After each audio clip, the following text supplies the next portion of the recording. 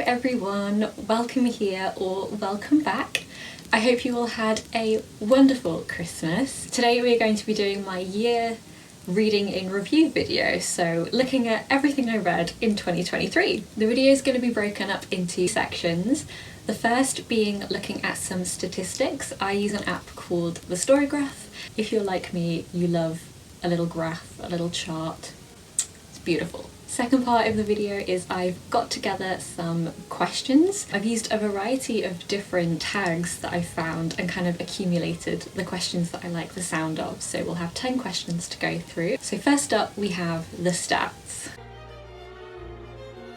So my reading goal for this year was to read 50 books, and I'm thrilled to say that I not only met that target but actually exceeded it, and I have read 57 books, although that will actually be 58 books because I did also read an advanced reader's copy as well this year. But we're going to go with the 57 books because all of that data is on the Storygraph and I don't want to mess with the charts. So with those 57 books, I read 20,168 pages this year, which is a lot. One of my favourite elements of the Storygraph app is all of the different charts that they make. So the first one that we have is all about the different moods. So the general moods that I was gravitating towards with my reading. So according to this chart, my most read moods of my genres were adventurous, mysterious, emotional and reflective books, which seems accurate to me. But it's also interesting to see that inspiring and relaxing books have got quite a small section as well, because I thought I'd read quite a lot of those, but clearly not. Maybe they just made a big impact on me. So in terms of pacing of books, I seem to have read majority medium-paced books at 88%, and that seems about right for me. I don't love a really slow burn book unless it's done incredibly well. I think Rebecca by Daphne du Maurier, I would have maybe put that as a slow burn book, and that perfectly suited the storyline. But in general, I don't love a really fast-paced book and I don't love a slow-paced book. So it's nice to see that I'm actually reading what I like to read. In terms of page numbers of books, it doesn't surprise me that I haven't read very many books over 500 pages, but I am pleased to see that my page count for books has increased from last year at between 300 and 499 pages. And that's the length of book that I feel really comfortable with and that I really enjoy. In terms of my fiction to non-fiction ratio, this is very helpful for me to see.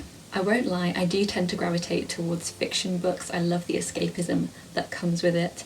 However, I would hope maybe that next year it would be a little bit less of a 3/4 to a quarter situation. Next we can move on to genres, and this is no surprise to me that fantasy and historical fiction are right at the top there. I am a little bit surprised by just how much fantasy I've read this year though, with 24 books. So almost half of my reading this year has been fantasy books. That's not a bad thing, that's just something that I was unaware of. It's also really nice to see that there's quite an array, there's quite a variety of different genres that I've read this year. In terms of format, I was really keen at the beginning of the year to listen to more audiobooks, so I'm pleased to see that that's got a nice chunk in this chart here, but as ever, print being 75% makes sense. I borrow a lot of books from the library and I just love the feeling of reading a paperback or a hardback book. They have a most read authors section, but I haven't actually read more than 2 books from any authors this year, so mine's quite extensive. I'll pop it on the screen, but I'm not going to go through them. And then finally we can see this graph here of the pages read and the number of books read in the year. So for a couple of months they are quite equal. In terms of most books, it looks like best reading month, it looks like August was the one with one of the highest pages read and also numbers of books read. So March and August look like they're my biggest reading months in terms of pages, and April and August in terms of most books read. In terms of reading slumps, you can see that in February and kind of this time of year, November, December, that checks out. I really find this useful in terms of assessing what I'm actually reading and maybe goals that I would like to hit for next year, so in terms of genre and fiction versus non-fiction, things like that. And it also just helped me get a nice picture of my reading and the type of books that I'm gravitating towards subconsciously. So I'm not being paid to say any of this, but I absolutely love the Storygraph app, and if you're using Goodreads and are quite disappointed with it, I would highly recommend making the switch. You can also import all of your Goodreads data onto the Storygraph app so you won't lose any of your progress in terms of documenting your reading journey. So now let's move on to the questions.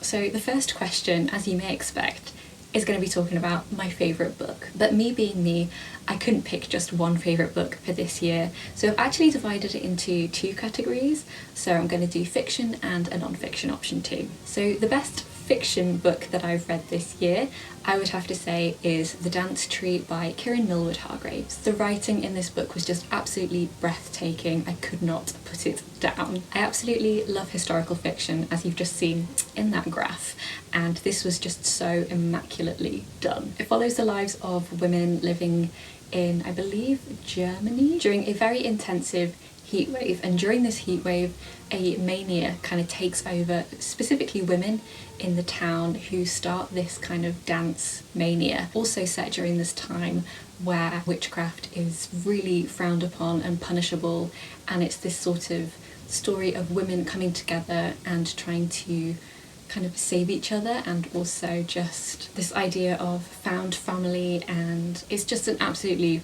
beautiful book.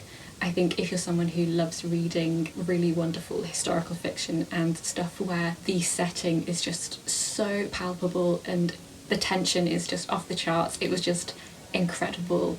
Highly, highly recommend. My favourite non-fiction book of the year, it's hard to just pick one, but I think I would have to say Big Magic by Elizabeth Gilbert. If you are a creative person, whether you're a writer, an artist, a video maker, a poet, whatever it is, I think this is such a good, encouraging book to read. It's full of wisdom and encouragement from Elizabeth Gilbert, who is an author, and even though I've not read any of her books other than this one, she just has great insight. She has a lot of anecdotes in there. It's a really friendly book, but also gives you a little bit of tough love if you're needing a little bit of a push, and I think it was really, really great. I read it at the very beginning of 2023, and a lot of her wisdom has stayed with me throughout the year, so I think I would have to say that one. Question 3 is the best sequel that I've read this year, and I have to say that I haven't actually read very many sequels at all, so with that in mind I would have to say A Fire Endless by Rebecca Ross. This is the second book to the Elements of Cadence series, the first in this series being A River Enchanted. I loved both of these books for different reasons, but they're both really lyrical, beautiful, based on kind of folklore. They are a historical fantasy book, kind of set in a Celtic almost inspired world, and really heartfelt but quite light reads. The magic is really beautiful, the landscape is really beautiful, and I thoroughly enjoyed them. Question 4 is, are there any big disappointments this year? And the answer is yes. The first book I want to talk about I read in March, and that is Carnival of Ash by Tom Beckerledge. The reason why this was so disappointing to me is because the blurb just did not match the book at all. I was led to believe from the blurb that it would be this fantastical speculative fiction about a city in Italy that was run by poets, and whilst that was vaguely true, it was also very, very dystopian, incredibly violent, just not what I signed up for at all. There's a full review of that in my March reading wrap-up, which I will link, but that would probably be my most disappointing read. I was also, and please no one get too upset, but I actually found Emily Wilde's Encyclopedia of Fairies by Heather Fawcett to be quite disappointing too. I know so many people loved that book, but it just did not hit the spot for me. There were some discrepancies in it. I didn't love all of the characters, especially the main character, and the way that the fairies and the magic were described didn't quite do it for me, and I think that was a disappointment just because it had so much hype around it and I was so excited to read it. Not a bad book by any means, but just not one that quite hit the spot for me when I really hoped it would. Question 5 is the biggest surprise book. And for me, I've interpreted that to mean one that really exceeded expectations, and so I'm going to pick The Familiars by Stacey Halls. Again, I went into this knowing that I love historical fiction and knowing that I enjoy that time period, but the actual writing and the characters and the storyline just exceeded all expectations for me. It was my first 5-star read of 2023, and it follows two women, one of them being a very well respected and quite rich, affable lady, a young woman who's married and is really struggling to carry a child. The other woman that we follow is a local midwife and is linked to kind of the Lancashire witches and the witch trials that occurred. It's a story of them both kind of struggling in their own ways and coming together to look after each other as women despite all of their odds and everything against them. It was a really, really wonderful story. Question 6 would be my favourite new author. So this could be a new author to me or someone who has released their debut book. And no surprises, I'm going to say Kieran Millwood Hargreaves. I read 2 of her books this year, The Dance Tree, which made it to my #1 spot, favourite fiction book, and The Mercies as well, which is another beautiful story of women coming together against animosity and trial, and it's just a beautiful story, really intense, quite brutal, but the way that she describes characters and relationships and landscape is just beautiful.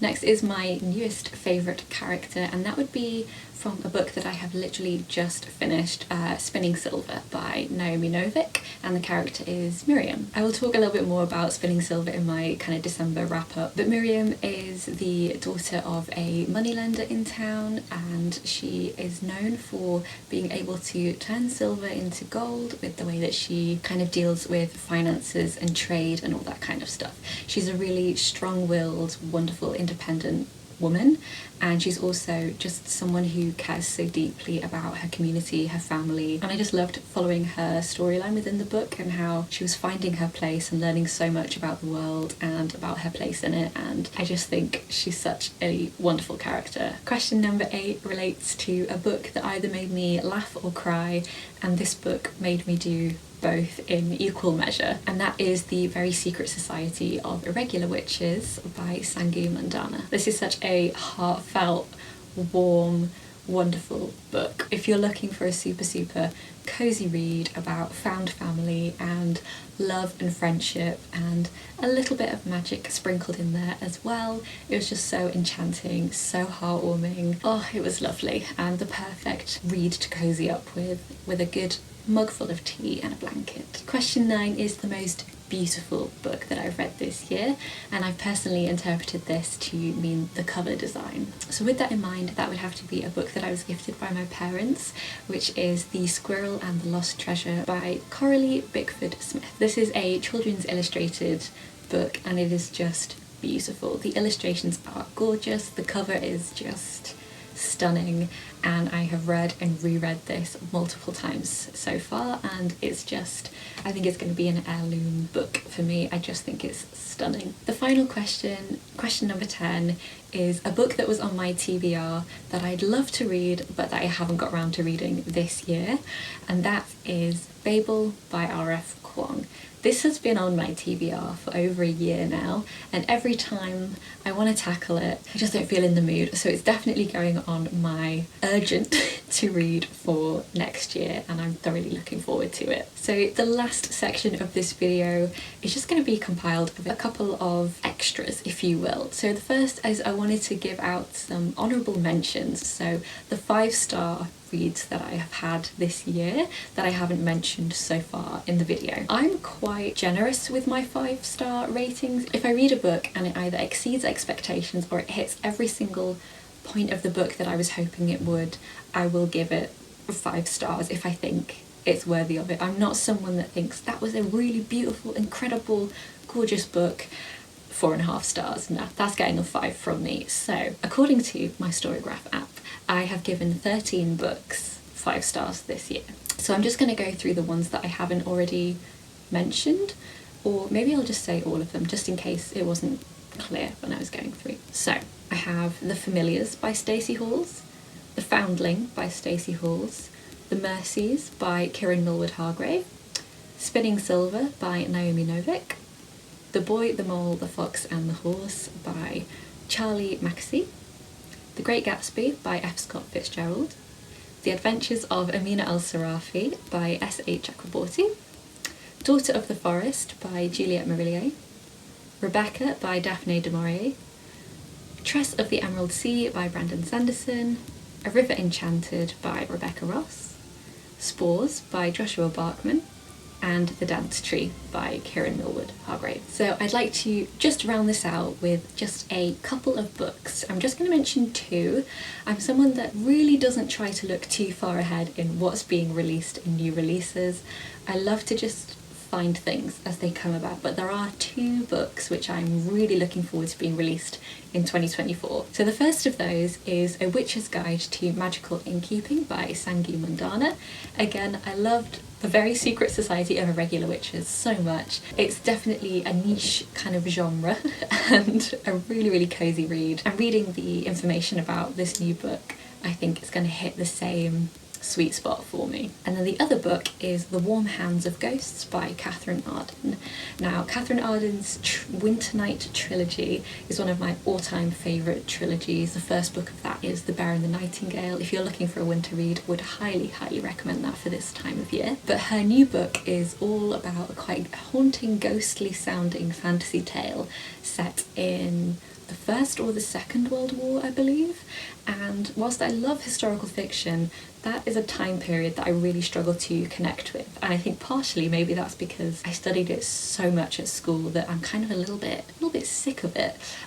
But I love her writing so much, and I'm wondering if this might be a way back in to that time period. And even if it's not, I love her writing so much and I would love to read a new release from her anyway. I've got lots of fun books on my TBR, things that I've already purchased from charity shops, things that I'm planning to borrow from friends, and you will see that appear in next year's reading. Thank you so much for being here today. Let me know your best book of 2023 in the comments below if you feel so inclined. I'm really looking forward to talking about books more with you in 2024. Take care, Happy New Year, and I will see you next week.